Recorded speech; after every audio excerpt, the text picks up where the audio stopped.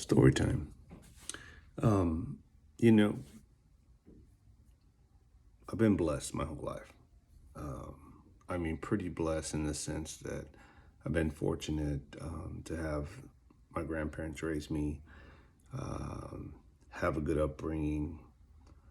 Doesn't mean I didn't get into trouble as a kid. Doesn't mean I didn't do things that were stupid. But for the most part, I've lived a good life, right? I've followed the book to the T, um, got religion in early. So it gave me a guidance to life. Not perfect. Not saying it's the all in be all for it because everyone's different. Um, I'm not saying I'm a saint, um, but my life has been good, right? I've been fortunate. And you know how you always see stories of people in turmoil, they're in trouble, misfortune, things have happened, and then people will come together, like do GoFundMe's, do just campaigns, right, to raise money for this or that, or they lost their home or their car, or they're behind on XYZ medical bills, etc. Right, and you always hear about these stories, and people come together and unite, and I think that's wonderful. I think that that's great. I think that's amazing, right? That people have that ability, right? That said, let me flip it on you. And this is just observation. This is not all the time. This is not every time this happens. It happens to the same people over and over again. But one observation is when misfortunes happen, right?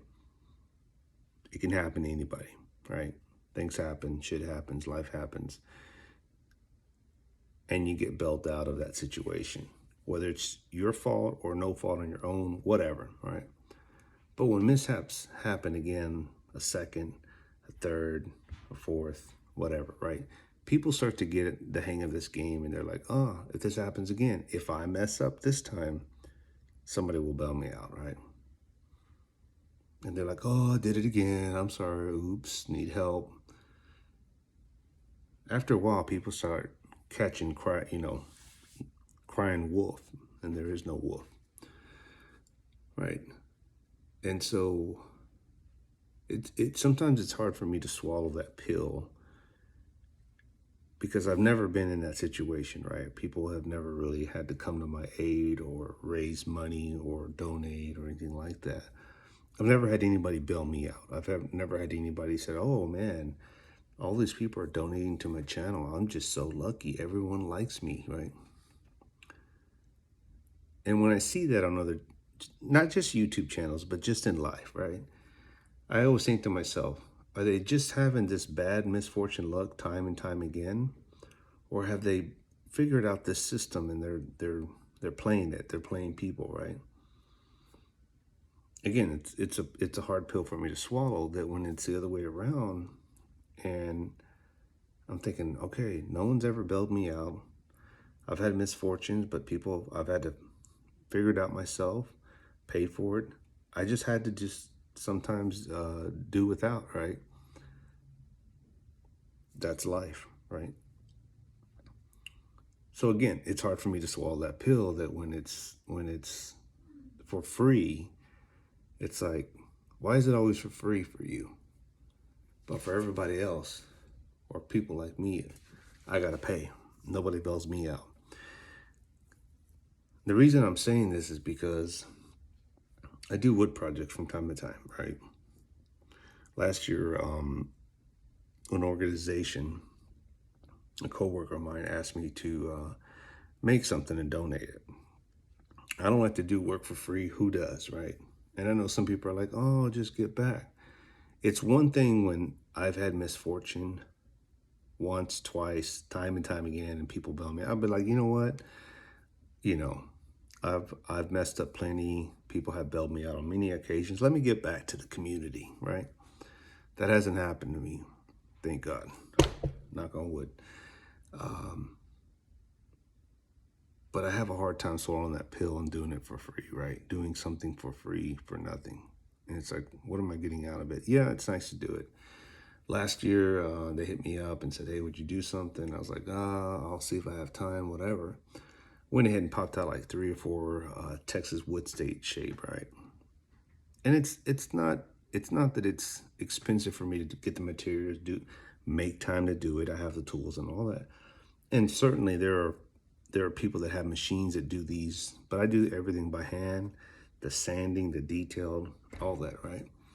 Sometimes I'll add stain, or I'll color it, or I'll get the torch and blow with it. All that's material that costs money. The torch, this little header right here that to put the torch on, the propane's cost, the stain, the paint, the nails, the wood, the hooks to go on behind it. All that's money, right?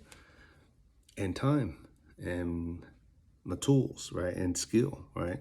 And so when you do all that, you're doing it for the sense, like I've enjoyed doing it. It's kind of a little side gig for me every once in a while, right? But it's getting tougher and tougher to make those sales because people don't appreciate woodwork. People don't appreciate the time, the energy, the tools, the skill, the materials, the time to do all that. And then they're like, "Oh, well, how much did you spend on it?" And if I ramble off, I don't know, 25, $30, they want to give me 25, $30. I'm like, no, that's not how it works. I got to get my profit back, and then I need to reimburse myself for the materials I've done, and then I have to make a profit on top of that. That's generally how it works, right? And I'll leave a little wiggle room in there, but for free, you know, people, if you don't do the work, you can't appreciate the skill or the time or the materials. Had a plumber come out the other day, just yesterday, family member. Not once did I say, "Can I get a discount?" Not once did I question how much it was going to be. I mean, they gave me a general price. They had to run to the store twice to get some part. Is it my fault? Is it their fault? I don't know, but I wasn't doing the job. That's not my skill or time. I don't have to use my tools. I just paid them. When the bill was said and done, it was over $400. I paid it because I had the money. I had the means. That's my time. Could I have done it? Sure. It would have been my back-breaking headache, frustration. Probably would have made double trips to Home Depot. Probably would have spent double the time. My point is, when it's labor and work, you really are paying for your time and headaches. Just pay the person.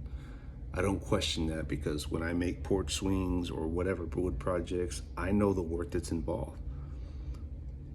The person buying it doesn't. They just want that cookie cutter from Walmart or Target thinking, "Hey, okay, go buy theirs." Or do you want a custom one made? That I actually put my hands on and materials, right? And time, put my imagination into it. Everything's different. I always tell people I never make the same thing twice. I might come close to it, but never twice. Pay your dues. Stop asking for free shit. Stop expecting free stuff. If you don't want it, don't ask for it. Or go make it yourself. I have a hard time swallowing that pill. Free. Nothing is free in this world. Remember that. Right out.